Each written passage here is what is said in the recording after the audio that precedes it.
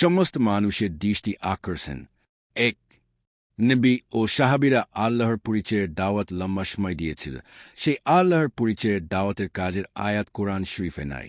2, নবী ও সাহাবীরা আল্লাহর পরিচয়ের দাওয়াত দিয়ে মানুষদেরকে আল্লাহ চিনাইত, সে কাজের আয়াত কোরআন শরীফে নাই।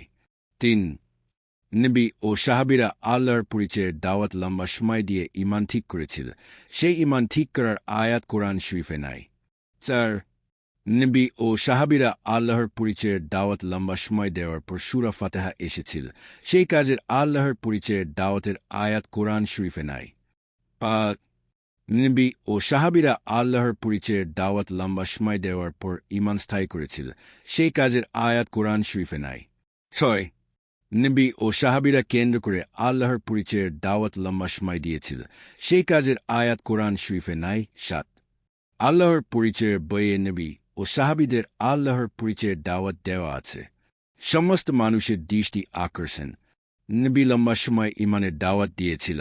লম্বা সময় ঈমানের দাওয়াত দেওয়ার পর সূরা ফাতিহা এসেছিল। সূরা ফাতিহা আসার আগে শুধু দামের কাজ করেছিল। নবী লম্বা সময় ঈমানের কাজ করে ঈমান স্থায়ী করেছিল। ঈমান স্থায়ী হওয়ার পর সূরা ফাতিহা এসেছিল। নবী প্রথমে লম্বা সময় ঈমানের কাজ করেছিল। সমস্ত মানুষ প্রথমে লম্বা সময় ঈমানের কাজ করতে হবে। নবী যেভাবে চলেছিল সেভাবে সমস্ত মানুষের চলতে হবে।